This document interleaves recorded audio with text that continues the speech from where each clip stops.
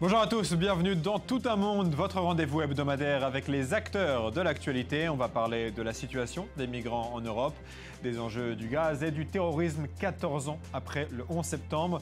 Mais voici, tout d'abord, comme chaque semaine, en quelques secondes, le bilan de cette journée d'info. Face à la crise des migrants, la Commission européenne exige de 25 des 28 pays de l'UE qu'ils accueillent des milliers de réfugiés. Plusieurs font preuve de réticence. La France, l'Allemagne et l'Angleterre ont déjà accepté d'en accueillir plusieurs dizaines de milliers. La France a commencé des vols de reconnaissance en Syrie en vue d'éventuelles frappes contre l'État islamique. Israël a rouvert son ambassade au Caire après 4 ans de fermeture. Les officiels israéliens espèrent renforcer les liens avec les pays de la région. Elisabeth II, 89 ans, a battu le 9 septembre le record de longévité sur le trône anglais détenu jusqu'à présent par la reine Victoria.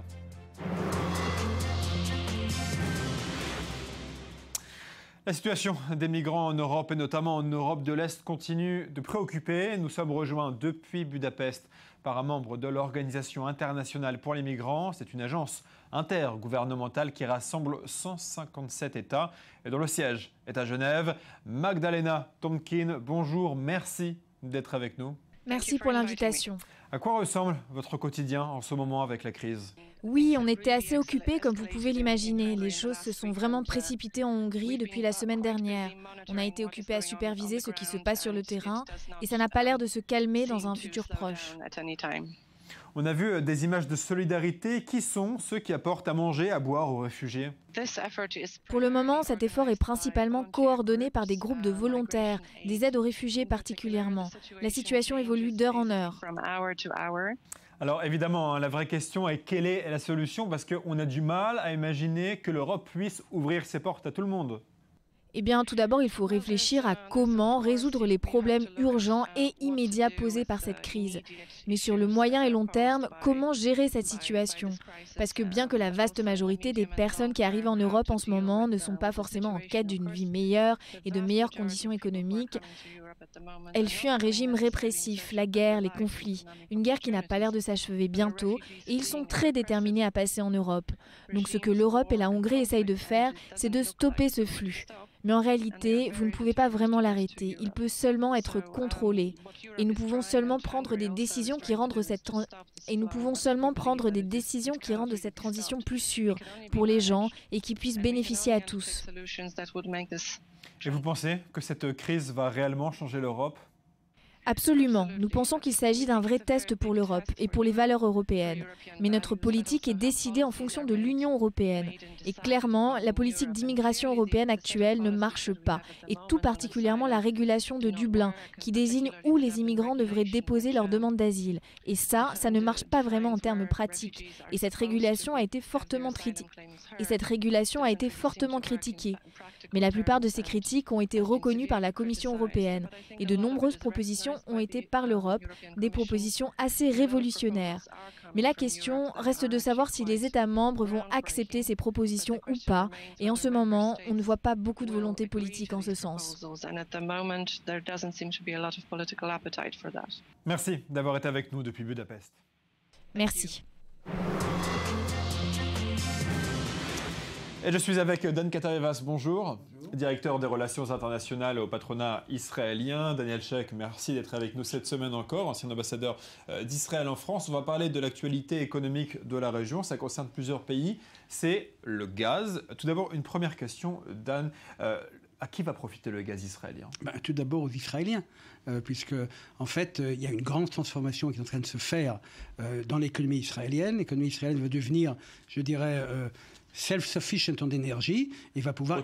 Autosuffisante. Et en fait, donc la première chose, c'est tout d'abord à l'économie israélienne. Cela va pouvoir, je dirais, augmenter la compétitivité des compagnies israéliennes. Pour ça, il faut que le gaz arrive aux compagnies. Pour l'instant, nous sommes encore bloqués avec des problèmes d'ordre politique.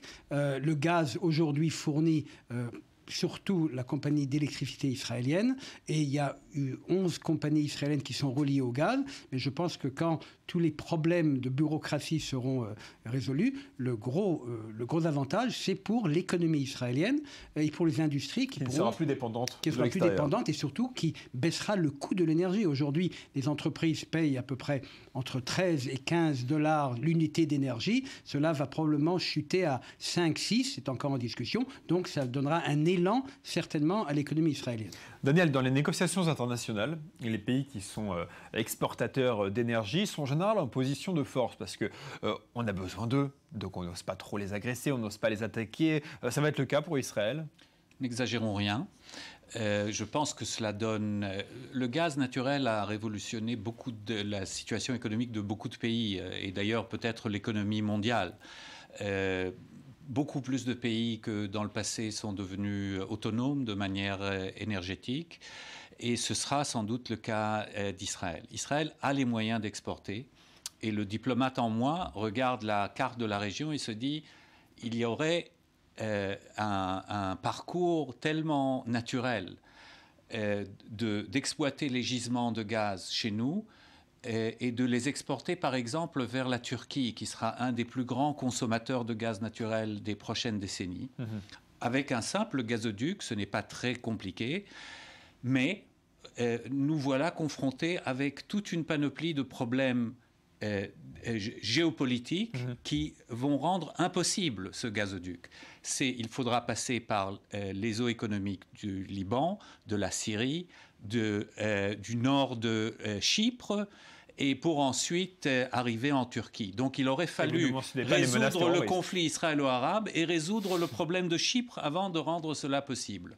Ce qui vous dit que l'économie est forte, mais elle n'a pas quand même encore la puissance de résoudre les problèmes géopolitiques. Alors je le disais un instant, le gaz, ça concerne aussi l'Égypte, parce que récemment, on a appris qu'il y avait un immense gisement gazier au large de l'Égypte. Est-ce que ça remet en cause l'avantage israélien ? Je dirais, à moyen terme, les choses n'ont pas vraiment tellement changé, dans la mesure où, effectivement, il faut savoir à quel moment l'Égypte peut, en fait, profiter de son gaz. Aujourd'hui, l'Égypte est en déficit. D'ailleurs, il était question qu'Israël vende du gaz à l'Égypte. Il est peut-être encore question, parce que le gisement qui a été trouvé, effectivement, va donner des ressources à l'Égypte, mais il faut voir quand est-ce que ce gaz arrivera en Égypte. Cela peut prendre quelques années.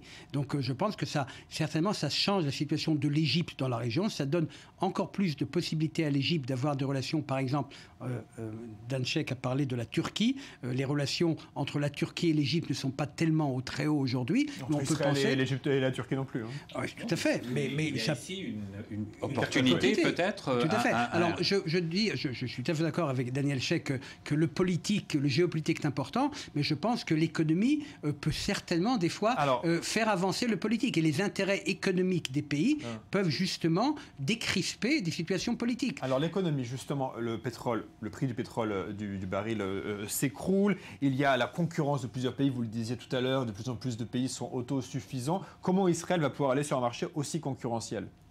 C'est une question de compétition. Avec l'Arabie Saoudite, etc. Écoutez, toute une question de prix, de proximité et de rapidité. Alors, malheureusement, la rapidité en Israël, ça fait 5 ans qu'on n'arrive pas à résoudre les problèmes. La rapidité, ce n'est pas la spécialité israélienne. Ce n'est pas la spécialité israélienne, certainement. Alors, le prix, effectivement, ça dépendra du prix. La proximité, il y a des avantages de proximité. Donc, Israël est bien positionné pour, effectivement, à court terme, je dirais, vendre du gaz à l'Égypte, qui en a besoin, parce qu'aujourd'hui, les Égyptiens ont, par exemple, des déficits. Ils ont des grandes usines qui ont été construites et par les Espagnols et par les Italiens pour liquidifier le gaz. Et aujourd'hui, ils payent des penalties aujourd'hui à ces entreprises parce qu'ils ne peuvent pas leur fournir le gaz qu'ils avaient promis. Il y a la Jordanie également. La proximité avec la Jordanie fait que finalement, il y a déjà des contrats en l'air entre Israël et la Jordanie, bien que la Jordanie, s'il fallait attendre Israël, on attendrait encore longtemps. Donc aujourd'hui, la Jordanie s'approvisionne en gaz du Qatar qui arrive à Aqaba, mais là aussi ça coûte plus cher que s'il y avait une conduite, un pipeline entre Israël et la Jordanie. Il y a le l'autorité palestinienne, qui elle aussi pourrait être le gaz et pourrait être intéressée. Donc on voit ici ça dépendra aussi ça dépendra aussi de la survie de l'autorité palestinienne à long terme. Daniel, une question peut-être sur l'Arabie saoudite. Est-ce que l'Arabie saoudite risque de perdre un rôle dans la région avec la baisse du baril du pétrole ? Perdre, non, mais le rôle devient plus relatif parce qu'il ne faut pas non plus être trop nombriliste. Des gisements de gaz, des grands gisements de gaz, on en trouve dans beaucoup de régions du monde. Ce n'est pas que dans la Méditerranée. Et bon, la tentation est trop grande. Donc je vais dire, la fameuse blague juive disait pourquoi il a fallu à Moïse 40 ans pour traverser le désert. Eh bien, il a fallu 40 ans pour trouver le seul pays de la région qui n'a pas de pétrole. Et bon, maintenant c'est raté. C'est clair que le rôle des grands producteurs de pétrole va baisser à cause justement de ce changement global. Le seul problème avec la baisse des prix de l'énergie, c'est que le gaz naturel est le plus grand ennemi de l'énergie renouvelable.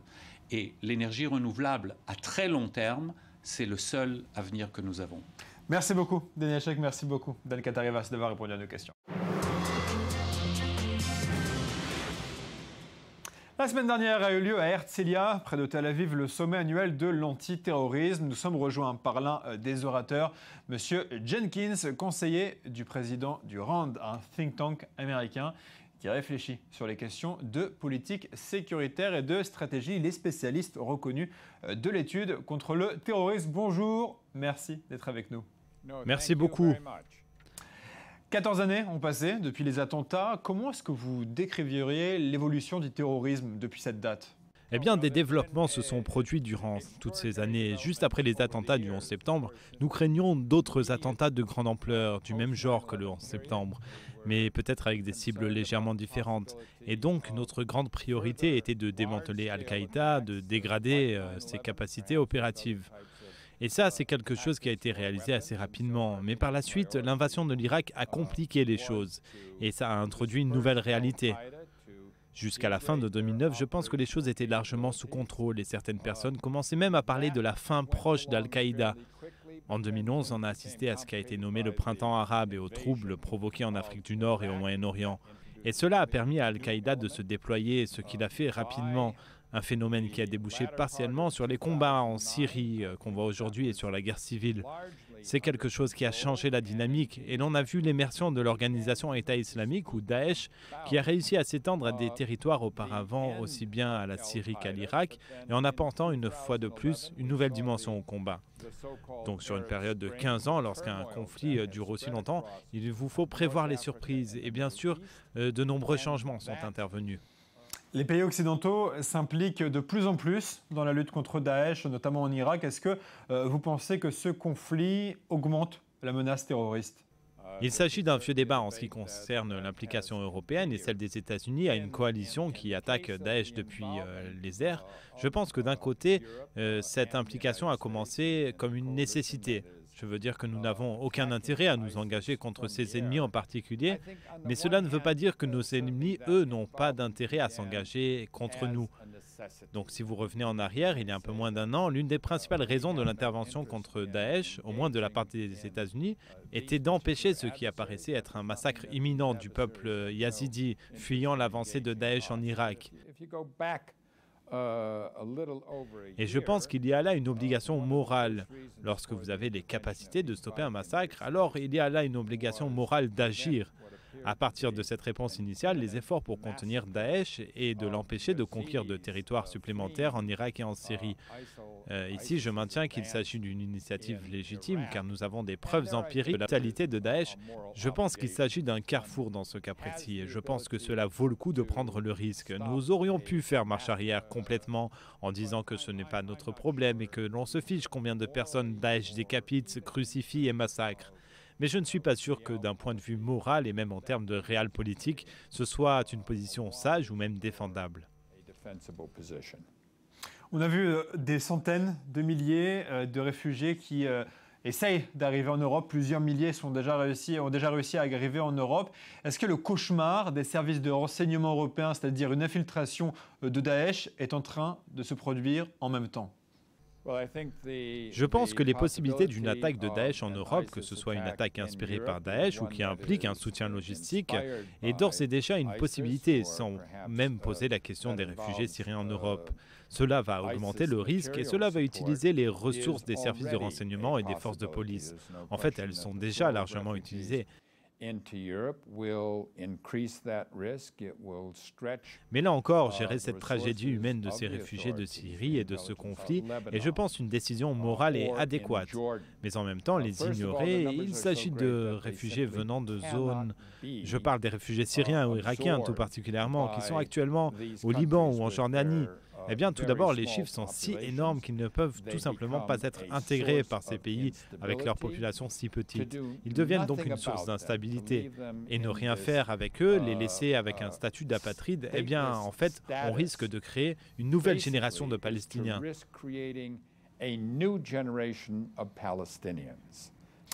Et c'était Le Monde de cette semaine, tel que nous l'avons vu. Rendez-vous dimanche prochain. Bonne semaine à tous.